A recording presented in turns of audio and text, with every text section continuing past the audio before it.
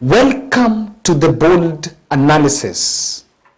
Everything is political, and politics seems to be the order of the day. And I want to speak directly in this video to Raila Odinga, because Raila has kept his cards close to his chest.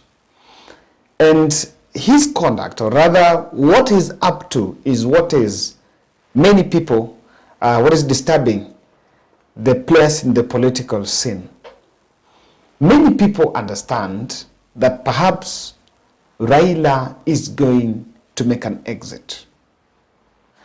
And Raila should not dare take the invite by William Ruto to join the government with an intention of reviving a constitutional review process. In this video, we are going to look at the finer details of Kenya Kwanza's latest move to trigger Raila's action, or Raila swinging back actively on the political scene. Why do you think desperately people want Raila back in the ring? What do you think? Kindly subscribe to our channel, click the notification bell, and also like our video. I want to continue saying thank you for those who've been sharing our videos across the globe. All, Team Germany, Team US, Team UK, Team Tanzania, and Team Uganda. Asanteni sana, and everyone who has been supporting us. This will be an interesting analysis.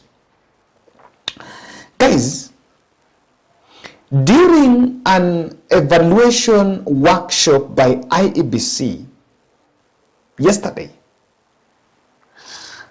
the reports emerging is that the donor community, because remember the IEBC was also funded by the donor community, while making the evaluation of how IEBC conducted the last general election, one of the key proposals that was floated was on constitutional reviews that are needed progressively, maybe to better operations at the helm of IEBC. And the donor community really appreciated the fact that we had a peaceful election transition. However, progressively, you never know whether that was now, but on subsequent elections, we might still have this. This is a precedence that can be a default precedence. So one of the dominant narratives and proposals in some of those forums was actually the need for the political class to uptake at least again a review and make changes, or rather advancements, that can better the apex body. And as I can tell you, this is something that points out, gets back to the Constitution. So if there is something that, an aspersion that President Ruto is facing, or rather is on his head, is the fact that for over the last 15 years, in the last 15 years, we've had 3 attempts to amend the Kenyan Constitution. And all those 3 attempts, William Ruto was on the no, starting from the promulgation of the new Constitution of 2010. He was on the no. And when the Okoa Kenya came, even before he even came to Okoa Kenya, the IEBC must go for preparation of the 2015 that called for review. He was on the no. He really opposed. But again, Isaac Hassan and the team had to leave after political duress, and it was solved politically. So Okoa Kenya came, it was bungled, but he was on the no. When the Building Bridges initiative was also backed by Raila Odinga and former President Uhuru Kenyatta, William Ruto became the biggest critic of that. And from the word go, of course, people have said that he never supported the new constitution, and that's why, in the spirit of revisit, or he can make his personal judgments to scrap off the devolution ministry. But there is one thing that we'll have to prove, that perhaps it is not true that he is a man who is not after progressive constitution. We're going to look at that. So, Kipruto Arab Kirwa is pointing to the same and alluding to that, and he's saying, because Kipruto Arab Kirwa was, I think, was at the vice chair of UDA, or he had a leadership position there before he resigned and left the party somewhere mid-June. I think it was mid-June. That William Ruto is returning the proceeds of BBI, or the proposals of BBI, through in this government, but now through the back door.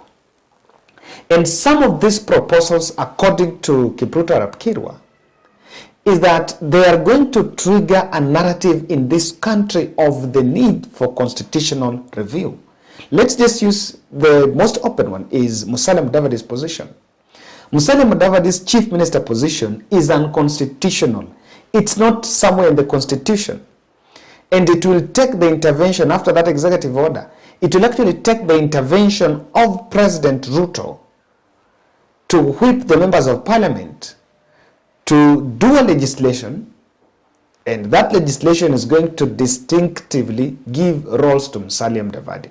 Remember that also deputy president are not in the constitution, and in fact Mudavadi is a cabinet. You know, for that position to exist, you can't be in charge of a cabinet if you're not one of you know.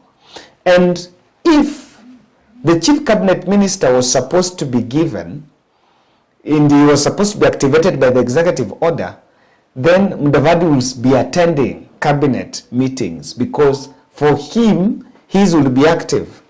But it seems everyone will have to face the vetting in the National Assembly. So what we are actually saying is, whether we go through parliament or so, successfully when we install a prime minister in this administration, we are igniting, and William Ruto is igniting a conversation in this country about the proposals of BBI. Unlike this, the BBI proposed 2 deputy prime ministers.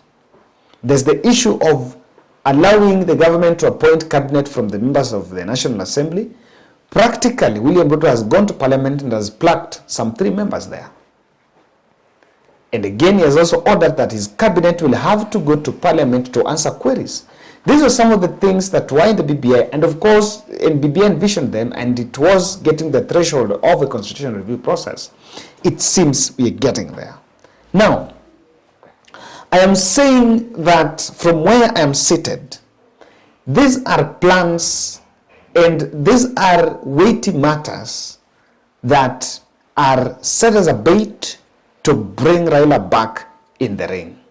Because they have known that even though Raila Odinga might have lost the elections, they know that his strength and his passion really still rests on democracy and strengthening institutions. They know that. That is a card that you cannot snatch from him.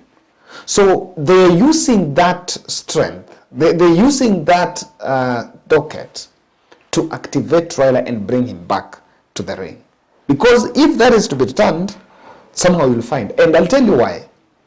I want to tell you why William Ruto and the Kenya Kwanza government, they desperately want Raila back in the ring. Not for opposition, but the absence of Raila is something that do not sit comfortable with them. Remember, just last week, Martha Karua seems to have disappeared, and Kalonzo Musyoka is now counting ODM MPs and is now giving pressers, trying to play the role of opposition. And now people are wondering, is Raila going to be in the ballot now, or is Raila grooming someone? The conversation, I want to tell you why people want Raila back, why William Ruto wants Raila back. The conversation of Raila grooming another candidate. The last time Raila said Kibaki tosha, Kibaki was the president, and Kibaki was against Moi. He marshaled a team, He was not at the ticket, and he said Kibaki tosha, and remember how it changed the tide. So that is why William Samoei Ruto has been in politics for long, and he understands that it's better to face Raila Odinga in the ballot himself than face a candidate that is fronted by Raila Odinga and Raila at the back. That is something. And what I'm trying to say here is this. Guys, I can tell you that if Raila supports Kalonzo Musyoka or another candidate in 2027, with a well-organized campaign and a well-oiled, I am telling you, Kenya have broken records of nullifying elections. We might actually go for a genuine rerun where no one surpasses that 50+1. And only if we uphold the integrity of election results. So that's one of the reasons. They want Raila to be in the ring, so that when he's in the ring, it's going to be, his presence is going to be disruptive on William Ruto's opponents. This is the point. Let me take you to 2022. In the run-up to 2022, there was Oka, and then a little bit when Oka could not hold up together, Raila came up with Azimio la Umoja last year in September, when it was launched in Nakuru. And when Azimio came, no one was expecting that Raila was going to present a candidature. So when Raila presented a candidature, there's a bit of the scatter, where people like, I had supported you, and that's why Wetangula and Mudavadi left, and through Uhuru Kenyatta, he ensured that Kalonzo Musyoka will still stick around. Now, what William Ruto wants is this. A situation where Raila still remains in the ring and says, I want to vie, so that in that case, most probably, he will not successfully marshal the big wigs around him. It will be difficult for him to still marshal Kalonzo Musyoka to be around him. With that presence of Raila Odinga presenting a candidature, William Ruto knows that his succession and the context ahead is a bit neutralized, because it will be then, Raila is in the ballot, sour, let me plug Kalonzo. But then when Kalonzo is there and is getting the backing of Raila, it's actually, it's a very active backing. Then you hit the campaign trail. It can be totally a different scenario. And that is why William Ruto is trying by level best to bring Raila in the fold. And,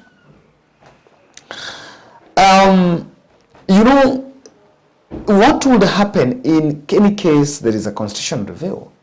Someone would actually sneak in the question of executive. I want to say, and I believe that William Ruto's criticism of that BBI and on the structure of the executive was actually political, for political mileage, not on the merit that this process. Actually, it was on process. On court, they were complaining about process, but in the campaign trail, they were complaining about some few issues that they felt. So the court suspended that process, not on the benefits, but on the process. So what are we saying here? That the power matrix can change with the constitution review process. Remember, if you read a constitution and now create this and that, things change. And this might be needed, and it might be necessary if and when William Ruto realizes that, number one, I may not be able to still hold up with this team and maintain that euphoria. Lastly, this is a ploy to divert attention of Kenyans, because there is a likelihood that what was promised on top of CAS is not deliverable as of now. And with that in mind, what you can do to manage the situation, you bring in something. And when people emotions and that, and people, before people come out of a referendum and that, now you're like, oh, we are forming. We're looking at what is going to be the next government. And sometimes that's how things work. So my point here is that whether the donor, whether the foreigners are willing to pump money for a review of a constitution or something, or whether there is something internally whether the Musalia Mudavadi's issue is bringing that conversation, I think Raila should let that matter know. If he's coming to come, let him sit, let him not spearhead in campaign, not join anything close to that. In fact, I agree that Raila should let William Ruto run. Yes, there is no problem with the MPs and governors working with William Ruto, but Raila just to stay put and let things fall into place. And in fact, some of these things can be projects that are brought up by also individuals pushing because they know that the donor fund is going to be injected in this country. And that's my bold analysis.